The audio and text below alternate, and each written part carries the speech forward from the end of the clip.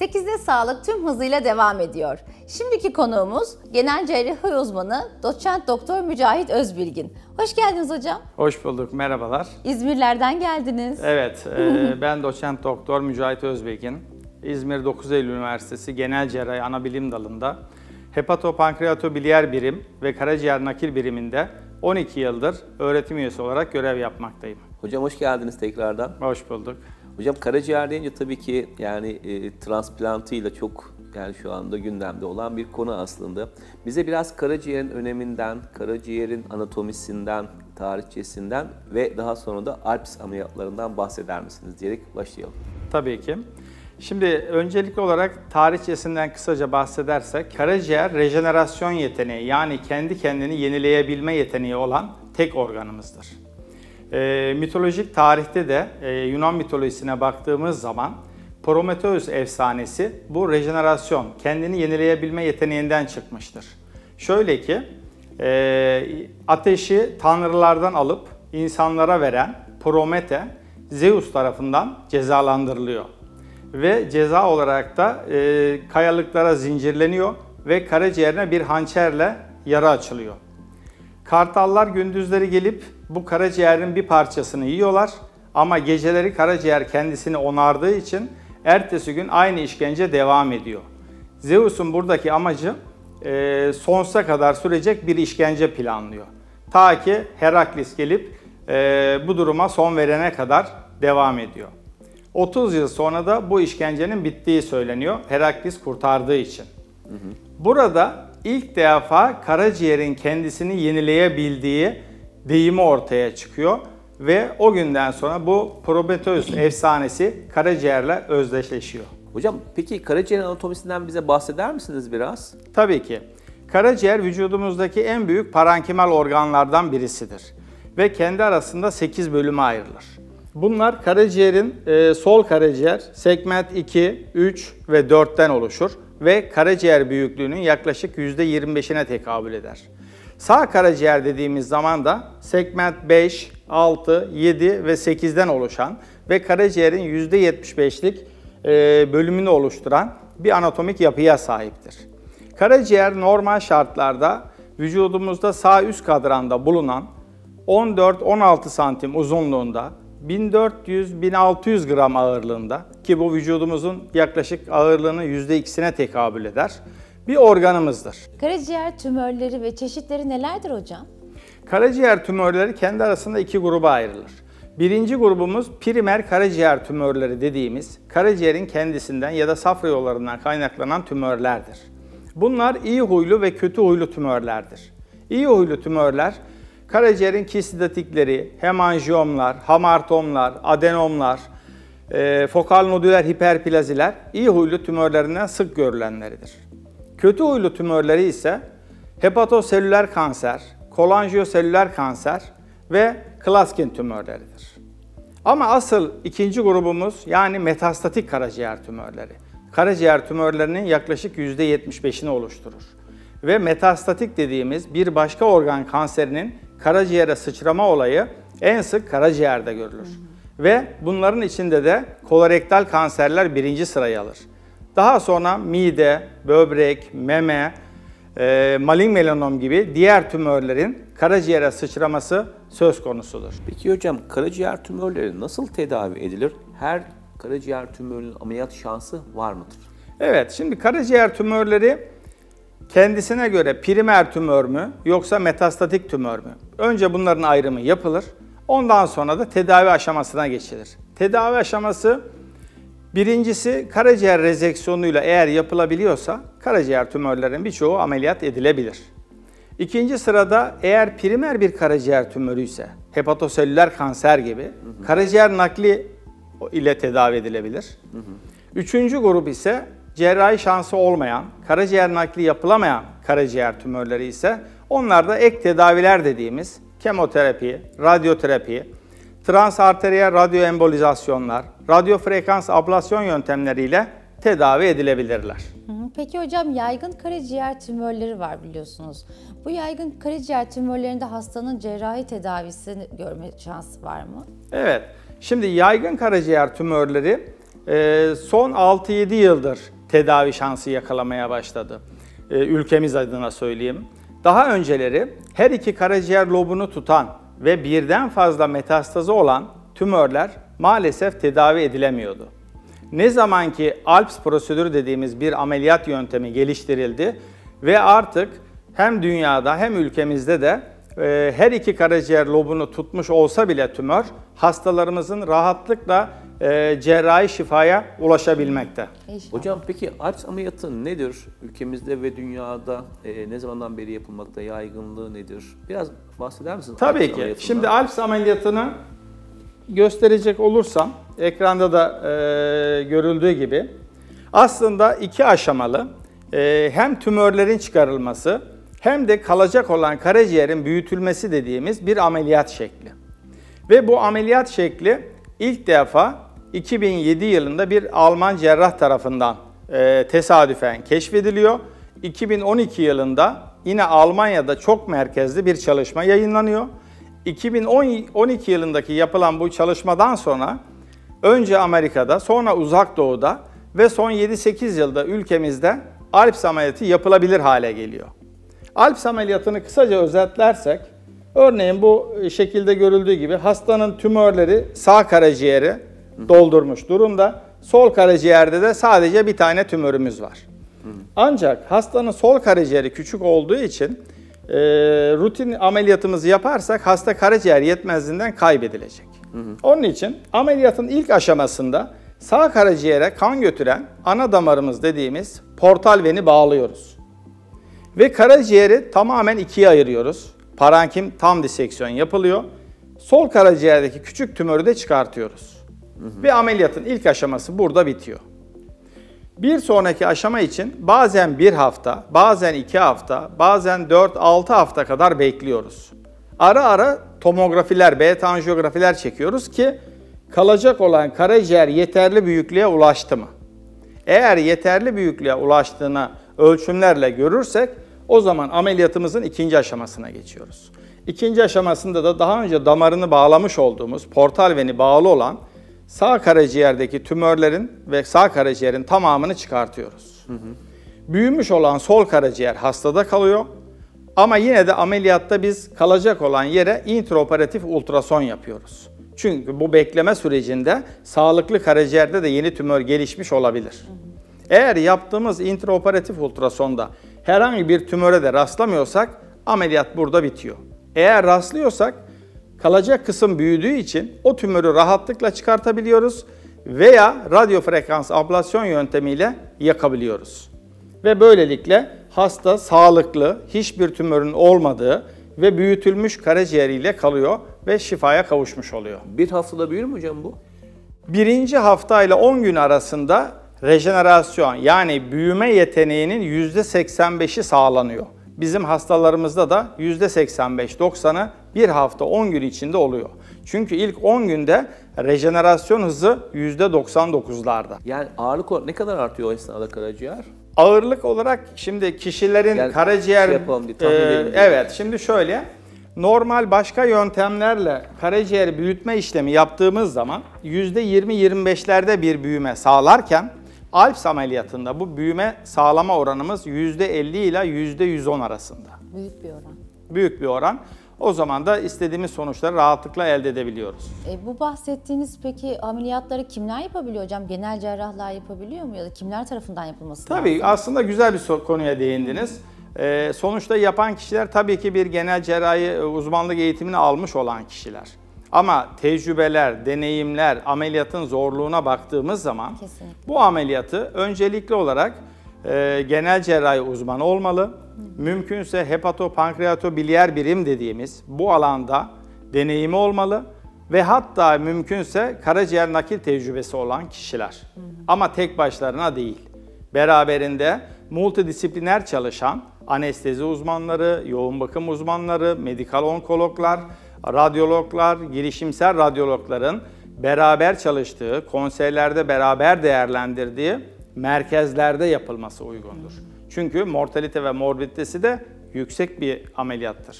Hocam direkt bu konuya girmişken böyle bir ameliyatın öncesinde ve sonrasındaki hazırlık aşamalarını o zaman biraz bahseder misiniz? Tabii ki. Şimdi ALPS ameliyatı hastayı gördük, filmleri gördük. Tamam hemen ameliyat yapalım tarafı işi anlamadığımızı gösterir. ALPS ameliyatını yapmadan önce büyük bir planlama işine girmemiz lazım.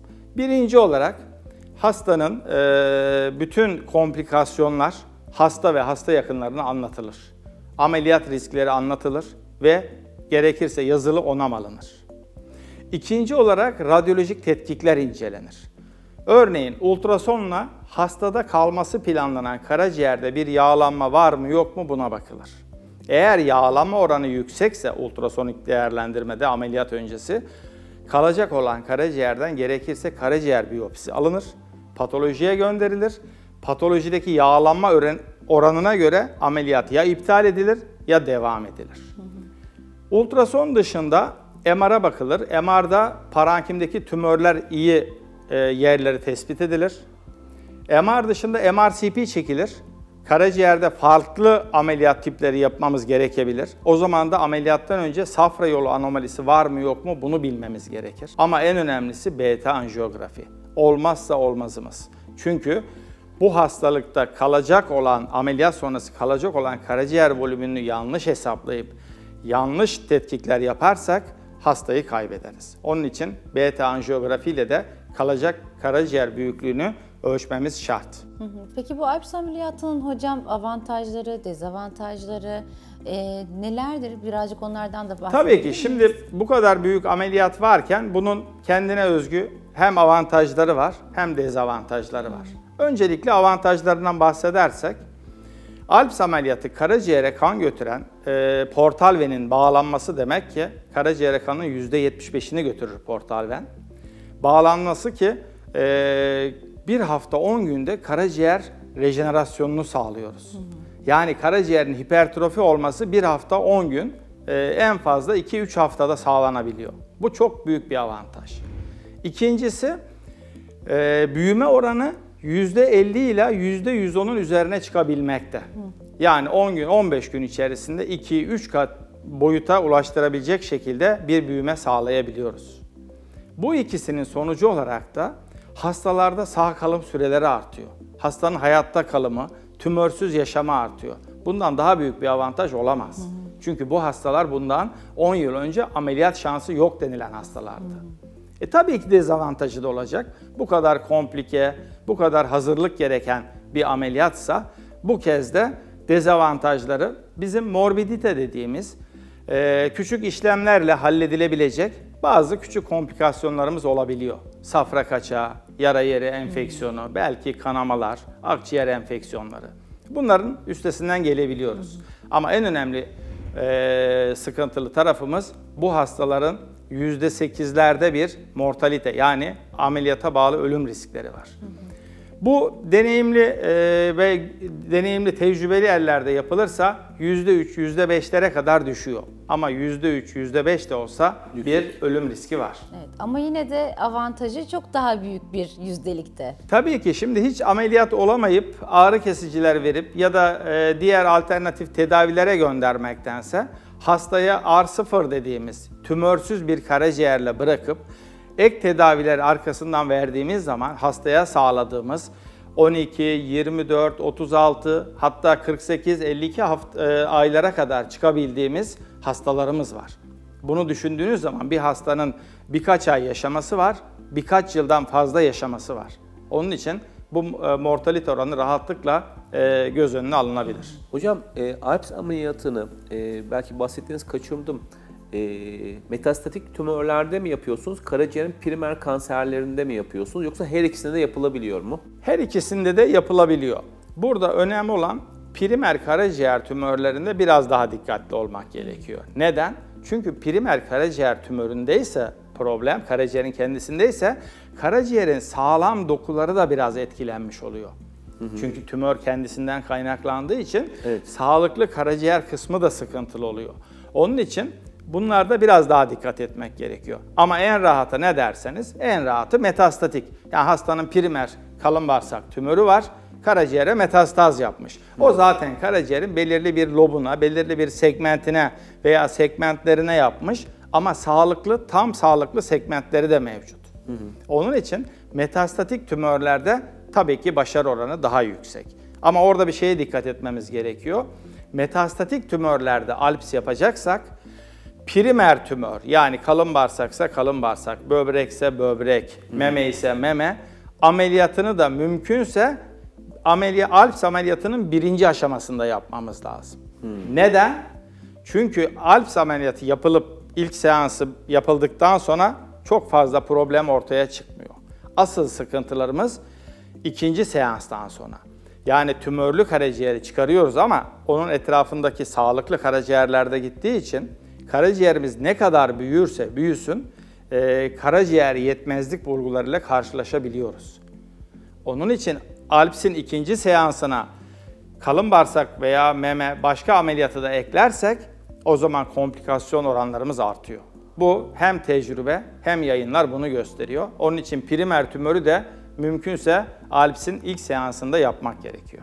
Peki hocam mortalite oranı az önce söylediniz %3 ile %5'e kadar indirebildik diyorsunuz. Evet. Peki mortalite değil de karaciğer yetmezliğine girme ihtimali olabiliyor mu ALPS'ten sonra? Yani her şey yapıldı ama ona rağmen ya olmadı, başarısız olduk. Yani transplanta gitmek zorunda kaldığınız vakalar oluyor mu? Tabii şimdi transplanta gidebilmesi için hastaların bir kere primer karaciğer tümörlerinden hepatoselüler kanser olması lazım.